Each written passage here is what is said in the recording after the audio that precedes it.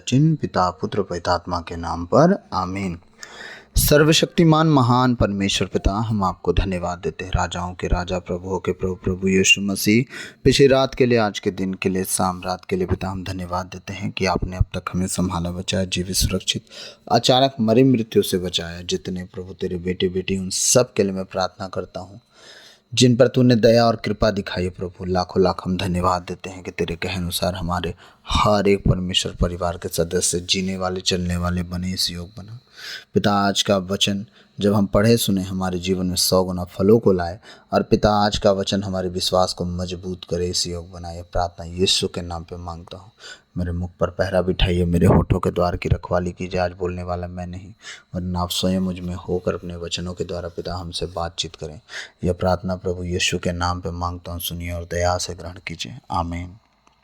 सबों को जय यीशु, और सब प्रभु में आनंदित होंगे, मैं आशा करता हूँ, और सदा आनंदित रहिए क्योंकि आनंद में बल है। आइए हम प्रभु के वचन में जाएंगे। आज मत्ती अध्याय 14 पद संख्या हम 22 से लेंगे, 22 से लेके 33 तक हम पढ़ेंगे। आज का वचन का शीर्षक है ईसा समुद्र पर चलते हैं। ठीक है, ईसा समुद्र पर चलते हैं। आज हम यीशु मसीह के सामर्थ्य के बारे में नहीं, आज हम पेतरुस के बारे में दो पहल देखेंगे। ठीक है, दो पहलू, दो तरह का काम उसके जीवन में हुआ है, वो दो चीज़ें हम देखेंगे, ठीक ना। और उसमें कुछ भेद छुपा हुआ है। आइए हम प्रभु के वचन पढ़ेंगे 14 अध्याय का 22 से। ठीक है, इसके तुरंत बाद ईसा ने अपने शिष्यों को इसके लिए बाध्य किया, मतलब बहुत मजबूर किया। किस चीज़ के लिए? कि वे नाव पर चढ़कर उनसे पहले उस पार चले जाएं। अपने चेलों को वो जबरदस्ती का विदा किए कि तुम ना झील के उस पार चले जाओ और मैं आ जाऊंगा। अब सोचिए कि चेले भी टेंशन में, प्रभु हम लोग चले जाएंगे तो तू आएगा कैसे? उन्होंने कहा नहीं तुम जाओ, जबरदस्ती बाध्य किए उन्होंने उन्हें वहाँ भेजने के लिए, क्योंकि प्रभु यीशु मसीह को अपने चिन्ह और अद्भुत काम को दिखाना था। ठीक है, वो क्या काम था हम देखते हैं। उनसे पहले उस पार चले जाएं। ठीक, इतने में वे स्वयं लोगों को विदा कर देंगे। अब कह रहे हैं जो लोग आए थे रोटी खाए हैं, ठीक है, उन्हें मैं विदा कर लूँगा, तब तक तुम लोग चलो उस पार। ईसा लोगों को विदा कर एकांत में प्रार्थना करने पहाड़ी पर चढ़े। संध्या होने पर वे वहाँ अकेले थे। क्या हुआ? पूरा दिन उन्होंने वचन प्रचार किया, लोगों को खाना खिलाया, और शाम हुई वो चले गए अकेले पहाड़ी के ऊपर प्रार्थना करने। ठीक है, सोच के देखिए असली सेवा क्या है। ये नहीं कि आप 1 घंटा प्रचार किए 3 घंटा आराम किए, नहीं। असली प्रचार ये थी कि पूरा दिन आपने प्रचार किया, पूरा दिन आपने आराधना की, स्तुति की, और रात में व्यक्तिगत प्रार्थना में गए। आप व्यक्तिगत प्रार्थना में जाके बड़ा एहसान नहीं करते। आप जब भी प्रचार सुसमाचार फैलाते हैं तब बड़ा काम नहीं करते। बड़ा काम जब आप करते हैं, जब यीशु मसीह को दिन भर का काम साइड में रख के खुदा के पास जब जाते हैं और कहते हैं प्रभु थक गया हूँ, पर तेरे पास आने से बहुत बल मिलती है मुझे। इसके बाद जीवन की पटरी ही बुलेट ट्रेन हो जाती है, फास्ट फास्ट चलना शुरू हो जाता है। आमीन। क्या हुआ? ईसा लोगों को विदा कर एकांत में प्रार्थना करने पहाड़ी पर चढ़े। संध्या होने पर वे वहां अकेले थे। नाव उस समय तल से दूर जा चुकी थी, मतलब 2-3 किलोमीटर वो लोग दूर हो गए थे। ठीक है, नाव उस समय तट से दूर जा चुकी थी, वह लहरों से डगमगा रही थी। अब क्या हुआ? उस झील में लहर उठना शुरू हो गया और नाव डगमगाने लगी, क्योंकि वायु प्रतिकूल थी, मतलब उनके विरोध में हवा चल रही थी। रात के चौथे पहर यीशु मसीह क्या किए? पहली पहर शाम को, दूसरी पहर आधी रात को, तीसरी पहर 12 से 2 बजे वाली रात, और फिर चौथी पहर। ठीक है, रात के चौथे पहर 3 बजे के बाद वाली प्रार्थना जो पहर होती है। ठीक है, चौथे पहर ईसा समुद्र पर चलते हुए शिष्यों की ओर आए। भोर के टाइम, पूरी रात पूरा दिन उन्होंने प्रचार किया, रात भर प्रार्थना किया। अब भोर के समय चलते हुए झील के ऊपर, पानी के ऊपर चलते हुए अपने चेलों की तरफ आए वो। ठीक है, ध्यान से समझिएगा। जब उन्होंने ईसा को समुद्र पर चलते हुए देखा तो वे बहुत घबरा गए और यह कहते हुए यह कोई प्रेत है, डर के मारे चिल्ला उठे। सोच के देखिए, चेले यीशु मसीह के साथ रह रहे हैं, मुर्दा जी रहा है, अंधा देख रहा है, लंगड़ा चल रहा है, दुष्ट आत्माएं भाग रही हैं और अभी भी प्रेत आत्मा उनको समझ में आ रही है। सोच के देखिए, प्रेत आत्माएं उस समय कितना भयानक डर रहा होगा उन लोगों के बीच में। वो समय दुष्ट आत्माओं का कितना खौफ हुआ करता था। प्रेत आत्मा, दुष्ट आत्मा, भूत, ये सब कह कह के कितना लोग डरा करते थे। ये लोग इतना डर गए, 12 चेले होने के बाद भी एक प्रेत आत्मा बोल के समुंदर पर कुछ चल रहा है, वो इतना डर गए थे कि पूछे नहीं। हाँ, अगर यीशु मसीह ना बोलते ना कि मैं हूँ, तो उन लोग का और हालत ख़राब हो जाता। सोच के देखिए कितना उनका विश्वास गड़बड़ था। हाँ, हालेलुया। क्या करा प्रभु वचन, जब उन्होंने ईसा को समुद्र पर चलते हुए देखा तो वे बहुत घबरा गए और यह कहते हुए यहाँ कोई प्रेत है, यह कोई प्रेत है, डर के मारे चिल्ला उठे। ईसा ने तुरंत उनसे कहा, ढाढ़स रखो, मैं ही हूँ, डरो मत। यीशु मसीह बोले, ढाढ़स रखो, मैं ही हूँ, डरो मत, डरो मत तुम लोग, मैं हूँ। ठीक, तब तो लोग डरना बंद किया। अब पेतरुस का देखिए, पेतरुस बड़ा बोलने वाला व्यक्ति, शायद मेरे टाइप से बड़ बोला रहा होगा, या तो मैं उसके टाइप से हूँगा, वो तो पहले आया था। काश ऐसा होता कि मैं पेतरुस की तरह होता। ठीक है, लेकिन कोशिश कर रहा हूँ बन जाऊँ, क्योंकि वो तो साथ में रह के डामाडोल हो गए, हम तो बिना साथ रहे डामाडोल नहीं हो रहे हैं, तो मजबूत बनेंगे। यीशु मसीह की जय। क्या कह रहे हैं पेतरुस ने उत्तर दिया, प्रभु यदि आप ही हैं तो मुझे पानी पर अपने पास आने की आज्ञा दीजिए। ठीक है, अब यीशु मसीह से वो आज्ञा मांग रहा है कि अगर आप ही हैं पानी पर चलने वाले, तो एक काम कीजिए, मुझे भी आज्ञा दीजिए, मैं भी पानी पर चलूँगा। ठीक है, ईसा ने कहा, आ जाओ। उसने क्या किया, यीशु मसीह ने पेतरुस को आज्ञा दी पानी पर चलने की, आ जाओ। ठीक, आप लोग को एक कहानी बता रहा हूँ। एक जगह प्रार्थना हुआ, 2 बहनें थीं, सुसमाचार सुन के घर जा रही थीं। बरसात का महीना था, बाढ़ आई। उन्होंने सुना था कि पेतरुस पानी पे चला। ठीक, अब दोनों बहनों से सलाह किया क्या कि एक प्रभु जब पेतरुस को पानी पर चला सकते हैं तो हमें क्यों नहीं, हम भी तो विश्वास करते हैं यीशु प्रभु है। हाँ, और दोनों बहनें नदी में चली और दोनों डूब के मर गईं। तो प्लीज़ ऐसा ना करें, क्योंकि यीशु मसीह ने पौलुस को आज्ञा दी थी,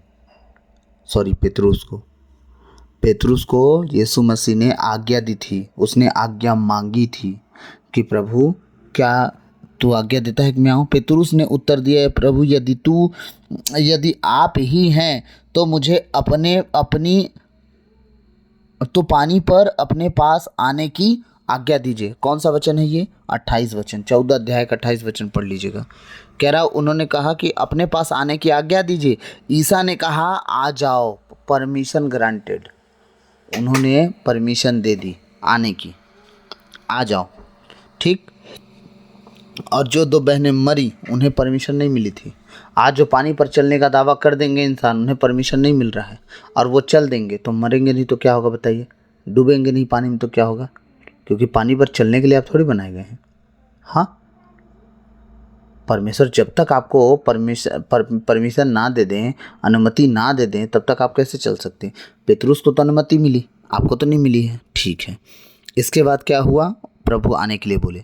पेतरुस नाव से उतरा और पानी पर चलते हुए ईसा की ओर बढ़ा। जो विश्वास में अपने विश्वास को मजबूत बनाता है और जो विश्वास को खड़ा करता है, जो विश्वास को परख के आगे बढ़ता है, जो विश्वास को यहाँ तक समझ लेता है कि सच में अब मैं जो बोलूँगा होगा, वही पानी पे भी चल सकता है। पेतरुस उतावली तो करता था बोलने के लिए, लेकिन जानने की लालक रखता था। वो ललक जो थी उसके अंदर, जानने की और जानने की और जानने की, वो सब चेलों में नहीं थी। उसके अंदर पेशेंस नहीं रहता था, कोई बात रह जाए, मुझे सब जानना है। लेकिन जानने के साथ अपना विश्वास भी दिखाता था। आपको मालूम है, जब पेंतेकोस्त के दिन 120 लोगों पर पवित्र आत्मा का आग उतरा, यही पेतरुस बिना डरे सबके सामने प्रचार करना शुरू किया। विश्वास, विश्वास, कर्म बिना विश्वास अधूरा है। आपको कर्म करना पड़ेगा, सिर्फ विश्वास से कुछ नहीं होगा। पेतरुस ने जब देखा कि हमने विश्वास किया और आत्मा का आग पाया, तब वो कर्म करना शुरू कर दिया। हालेलुया। लेकिन लेकिन लेकिन यहाँ भी लोग गिरते हैं। कैसे गिरते हैं मैं आपको बता रहा हूँ। ईसा ने कहा आओ, अब वो पानी पर चलने लगा, ठीक है। पेतरुस नाव से उतरा और पानी पर चलते हुए ईसा की ओर बढ़ा, ठीक। किंतु वह प्रचंड वायु देखकर डर गया और जब डूबने लगा तो चिल्ला उठा, प्रभु मुझे बचाइए। क्या करने लगा वो? डूबने लगा। कैसे? तूफान प्रचंड वायु को देखकर डर गया और डूबने लगा। आज इस वचन के अनुसार मैं आप सबको बता रहा हूँ एक चीज़। आपको सामने दिख रहा है कि यीशु मसीह हैं हमारे जीवन में। वो ना टलेंगे, ना हटेंगे, ना डगमगाएंगे, ना इधर उधर जाएंगे। सच्चा परमेश्वर है हमारा, सच्चा जीवित परमेश्वर है हमारा। उसके जैसा कोई न था, न कोई है, न कोई होगा। आप सब जानते हैं। लेकिन जीवन की चिंता, संसार की उलझन वो तूफान बन के आती है कि जब आप इन सारी चीज़ों को देखते हैं तो अपना देखने का जो फोकस था, अपना देखने का जो जरिया बना था, जो है हमारा प्रभु यीशु मसीह, आप उसे भूल जाते हो। और आप क्या करते हो? अपने इस संसार की सारी उलझनों को देख के आप उस उलझन में फंस जाते हो जिस उलझन में आपको कभी जाना ही नहीं था।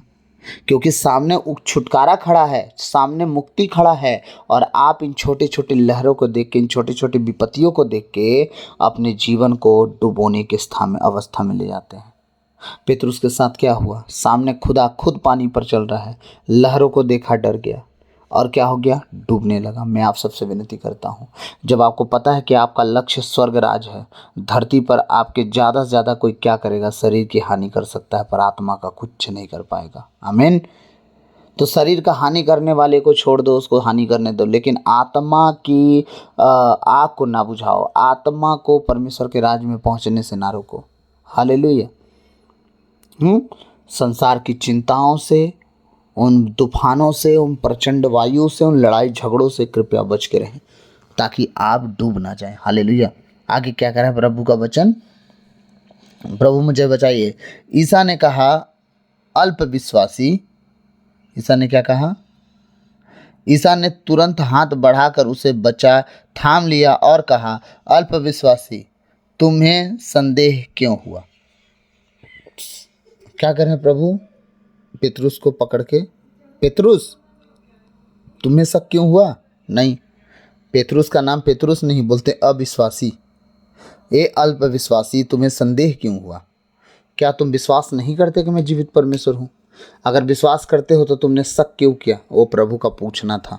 हालेलुया। हाँ, वे नाव पर चढ़े और वायु थम गई। नाव पर चढ़ते के साथ वायु थम गई। आप समझिए, यीशु मसीह लहरों पर चल रहे थे, पानी पर चल रहे थे। लहरें भी प्रभु यीशु को देखने आ गई, लहरें भी परमेश्वर की जय जयकार करने आ गई।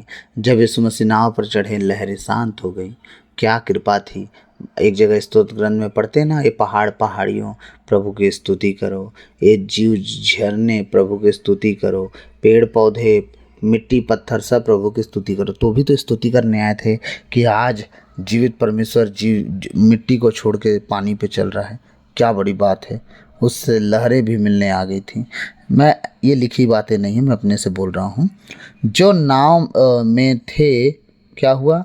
वे नाव पर चढ़े और वायु थम गई। जो नाव में थे उन्होंने यह कहते हुए ईसा को दंडवत किया, आप सचमुच ईश्वर के पुत्र हैं। कब विश्वास हो रहा है मालूम है उन लोग को? जब वो पानी पर चल के उनके पास आया और नाव पे जो तब हवा टकरा रही थी वो थम गई, तब वो दंडवत करके कह रहे हैं, आप सचमुच परमेश्वर के पुत्र हैं, ईश्वर के पुत्र, आप ईश्वर हैं। ठीक है। 5,000 लोगों को रोटी खिला देना, ये प्रभु ने बड़ा काम नहीं किया? कोई पता नहीं। ठीक। और मतलब जितने 14 अध्याय हमने बाइबल पर डाला, 1 अध्याय से लेकर 14 अध्याय तक, ऐसा कोई प्रभु का काम उन्होंने नहीं देखा कि प्रभु को उस दिन भी दंडवत किए हों। नहीं किए। विश्वास की कमी, प्रभु के कार्यों को देखने के बाद भी विश्वास की कमी, प्रभु के चिन्ह और अद्भुत काम को देखने के बाद भी विश्वास की कमी, प्रभु के बड़े बड़े और चमत्कार देखने के बाद भी विश्वास की कमी के कारण लोग प्रभु को पहचान नहीं पाते और सही रीति से नहीं चलते। मैं आप सबसे विनती करूंगा कि अपने प्रभु को आप जानते हैं, वो आपका लक्ष्य है। इधर उधर की लहरों को देख के भटकिए मत, पूरा का पूरा लक्ष्य लगाइए यीशु मसीह की ओर, क्योंकि आने वाला समय बहुत खतरनाक है। कैसे? क्योंकि बाइबल में लिखा है, मैं भविष्यवाणी नहीं कर रहा हूँ। बाइबल में लिखा है कि अगर कोई स्थिर खड़ा है तो ये ना सोचे कि मैं पूरी ज़िंदगी ऐसे ही खड़ा रहूँगा, ना, क्योंकि शैतान गड्ढा खोदने पे लगा है। जितना ज़्यादा जल्दी पाप खत्म होगा, धरती पर बढ़ेगा, उतना ज़्यादा जल्दी परमेश्वर का नज़दीक आना हो जाएगा। आमीन। और मैं इसलिए आमीन बुलवा रहा हूँ कि प्रभु का नज़दीक हो, आना जल्दी हो। कोई बचे ना बचे, हम बचें। क्यों? क्योंकि जिसको आप कह रहे हो बच्चों वो नहीं बचना चाह रहे, तो उसमें आप कुछ नहीं कर सकते। God bless you all. मैं आशा करता हूँ आज का वचन आप सबके समझ में आया होगा। प्रभु इन वचनों के द्वारा हम सबको बताया से आशीष दे। आमीन। सबको जय यीशु।